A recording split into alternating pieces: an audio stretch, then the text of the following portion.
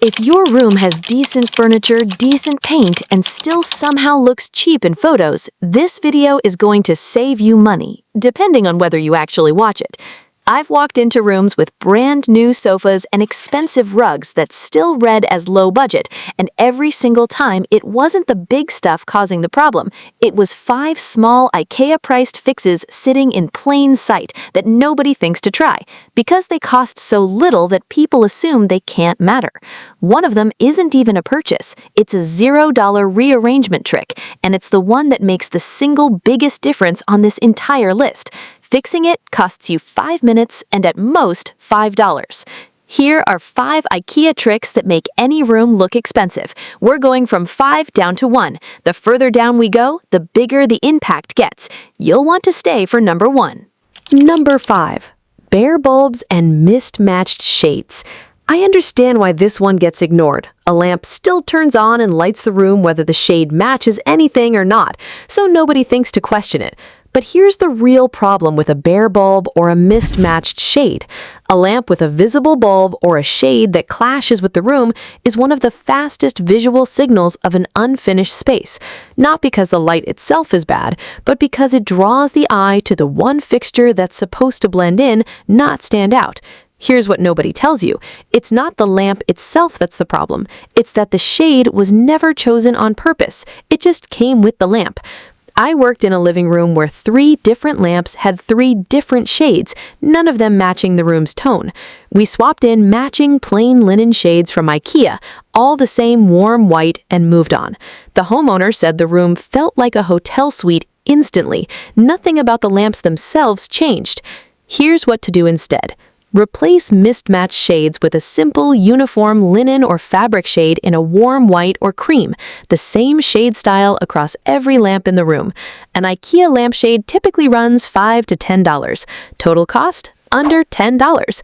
But matching lampshades only matter if the outlets and cords underneath them aren't doing the same damage. Number 4 is where that usually happens. Number 4. Visible cords running across the floor or wall. I get why this feels unavoidable. Lamps, chargers, and speakers all need power, and the outlet is rarely exactly where the furniture ends up, so the cord just goes wherever it goes. But here's the real problem with a visible cord. A cord snaking across the floor or up a wall is one of the most common reasons an otherwise nice corner still looks unfinished. The eye follows the line straight to the mess, even when the furniture around it is expensive. I worked in a bedroom with a beautiful reading chair and a floor lamp, undermined entirely by a cord running visibly across 3 feet of floor to the nearest outlet. We ran the cord behind the chair leg and secured it flat against the baseboard with a $5 cord channel from IKEA. The homeowner said the corner finally looked like a magazine photo. Same lamp, same outlet, different cord path. Here's what to do instead. Route cords behind furniture legs wherever possible, and use a slim adhesive cord channel along the baseboard for any stretch that has to cross open floor. A basic cord channel or clip set typically runs $4 to $8. Number 3. Curtains hung at window frame height. I understand why this one stays put. The curtain rod usually comes pre-installed right above the window frame, so most people never think to move it. But here's the real problem with hanging curtains at frame height. Curtains mounted right above the window frame, rather than close to the ceiling, are one of the single fastest ways a room reads as low-ceilinged and cheap, because they visually shorten the wall, even in a room with otherwise expensive furniture. I worked in a living room with a genuinely nice sofa and coffee table undercut entirely by curtains hung just above a standard 6-foot window in an 8-foot room. We moved the rod up to just below the ceiling and let the curtains fall to the floor instead of stopping at the sill. The homeowner said it was the single biggest visual change in the room, bigger than the sofa itself. Here's what to do instead. Remount your curtain rod as close to the ceiling as your wall allows, and choose curtains long enough to just graze or pool slightly on the floor, rather than stopping at the windowsill. An IKEA curtain rod extension bracket typically runs $5 to $12. Number 2. Throw pillows left in their store-bought covers only. I get why this one flies under the radar completely.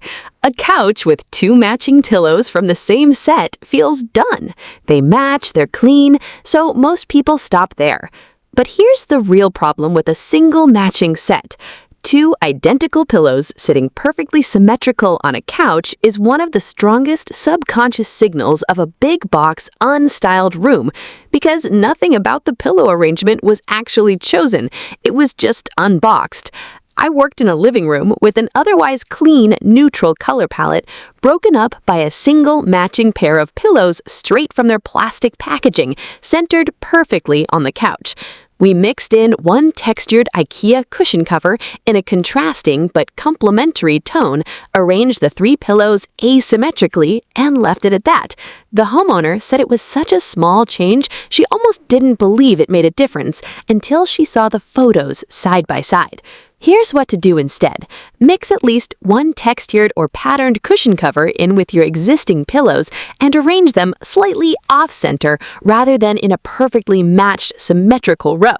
A basic IKEA cushion cover typically runs $4 to $10. Number 1. Furniture pushed flat against every wall. This is the one I teased at the start. The move that costs nothing, that every designer who staged a room already knows, and that almost nobody actually does because pushing furniture against the wall feels like it opens up the room, not closes it down. I understand why this happens. A small room feels like it needs every piece of furniture flattened against the perimeter to leave the middle open, and moving things away from the wall feels like it will make the room feel more cramped, not less. But here's the real problem with wall-hugging furniture. The single biggest visual marker separating an expensive-looking room from a cheap-looking one is intentional negative space. High-end rooms typically float furniture slightly away from the walls to create depth and a sense of zones, rather than lining every piece up flat against the perimeter. A room with every chair, sofa, and shelf pressed against the walls is one of the fastest subconscious signals of an unplanned starter apartment layout, regardless of what the furniture actually costs. I worked in a small living room with a genuinely nice sofa and rug, completely undercut by every piece, sofa, bookshelf, side table, pushed flat against the walls, leaving a large empty void in the middle of the room. We pulled the sofa just 8 inches off the wall and angled one chair slightly toward it instead of lining every piece up flat against the perimeter. Total cost? $0. If your room has one or more of these right now, that's completely normal. Almost every room does. 4 of these have a fix under $12, and the one that matters most costs nothing at all. The rooms that look expensive aren't necessarily the ones with the newest furniture or the priciest rugs. They're the ones where every small detail was actually chosen, not just left the way it arrived. Which of these 5 are you fixing first?